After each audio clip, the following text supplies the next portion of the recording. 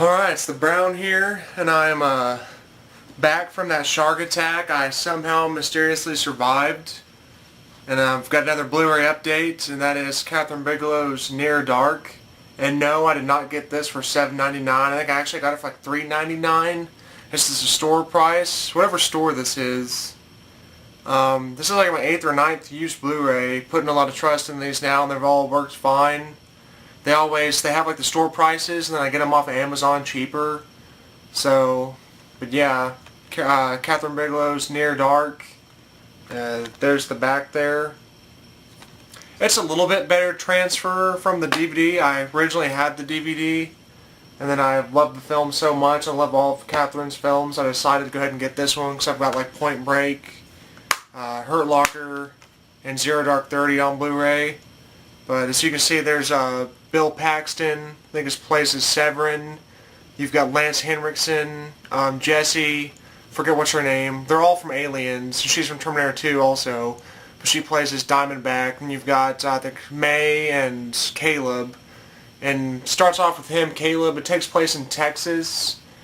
And then May, he sees May, and he like pretty much tries to get with her. And he takes her driving through the night. And she ends up biting him, and he starts like feeling real weird, and it's because he's becoming a vampire. He don't know it, but then he makes it almost back to his house, and like daytime he starts burning up and starts smoking. His body does, and then they pick him up in an RV and drive off with him, and that's where he kind of meets the whole. There's also a little kid. Forget the kid's name. Obviously the shortest one in there. What is his name? Can't remember his name for nothing. I forget now. But they give him like a week to learn how to kill, or to live among the vampires among the knights. And if he can't do it, then they'll kill him.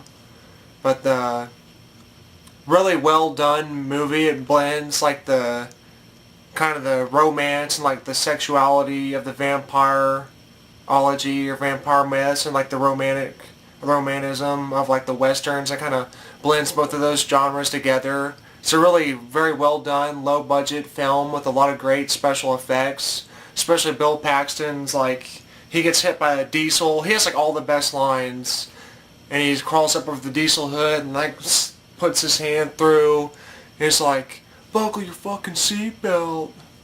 But like he has like every line, like the bar scene is like the best scene.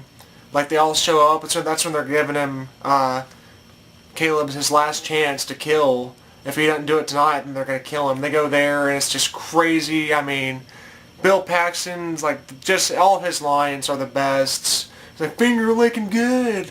After he kills this one guy, I mean, just everything he says, it's the way he kills people and like taunts them and like shows off and like kind of gets them riled up and gets them like really scared actually.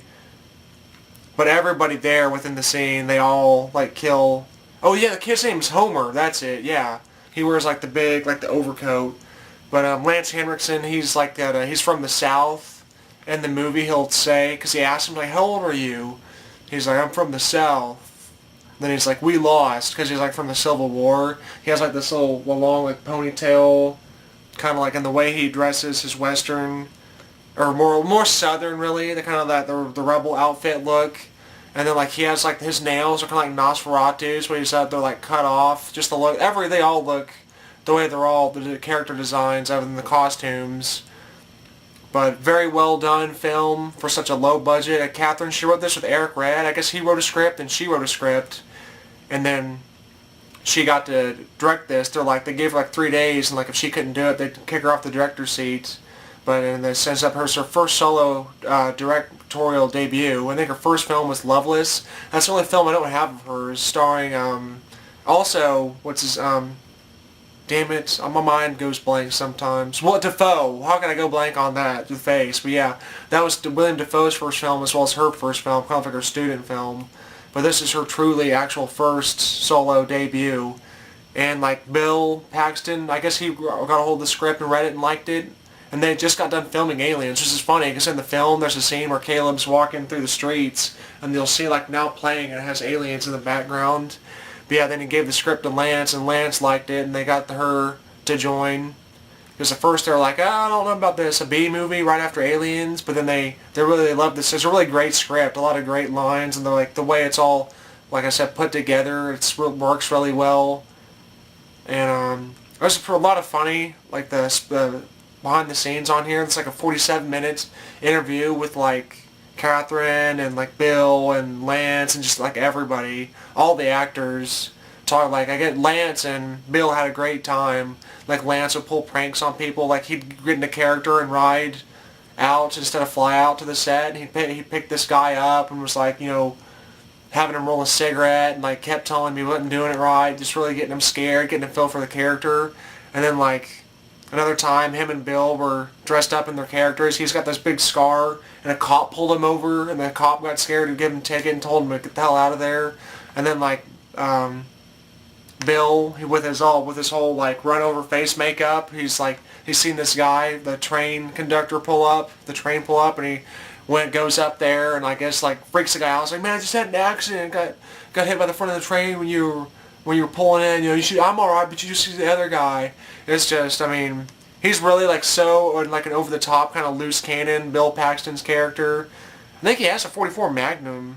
One of them does. I'm pretty sure it is Bill.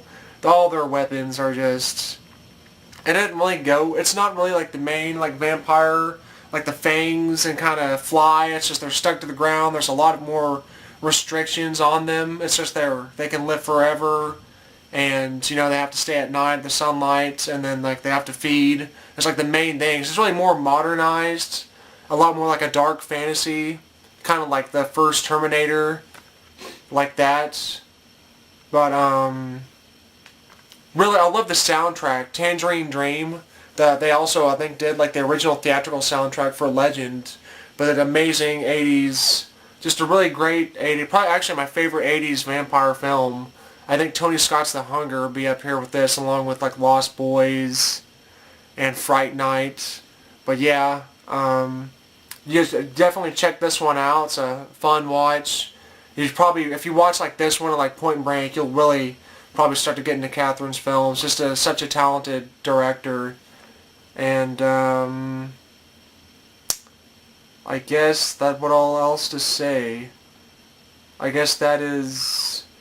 Actually, I'm gonna go ahead and I haven't watched it yet, but I just got in last night. House of Cards on Blu-ray, the first seasons from, of course, my favorite director, David Fincher. So I have to watch this. Of course, Kevin Spacey, who produced Social Network, starring Seven, is John Doe. You've got Robin Wright from The Girl with the Dragon Tattoo. You've got, what's her name?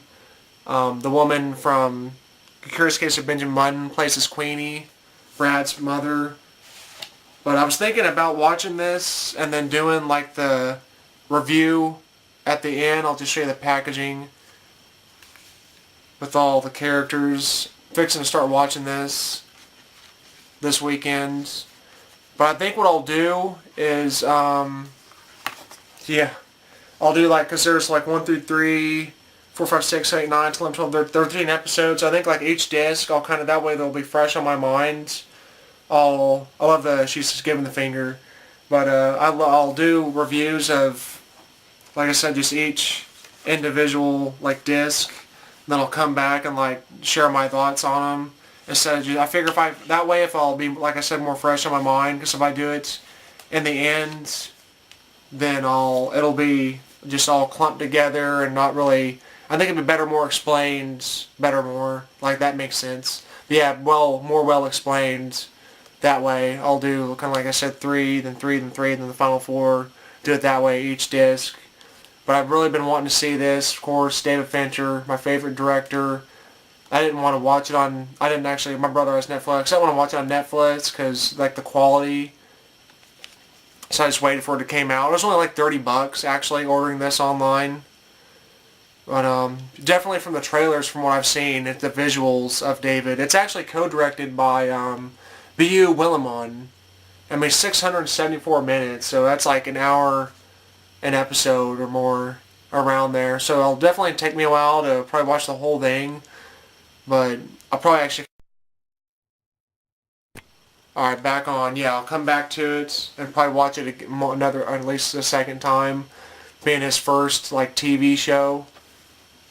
I just kind of taking a break from the films. And I think he actually directed that, the music video with Timberlake, because he worked with them, second collaboration, he worked with them on Social Network. I think it was like the tie. You know what song I'm talking about. Neck and Tie. Turtleneck and Chain. That's actually Lonely Island, but yeah. Beau and Tie, I think, yeah. Because he used to do the music videos for Madonna, like Michael Jackson. But he's really taking a break from the films and from doing like going on the Netflix series. Because he's a very digital director, like Soderbergh.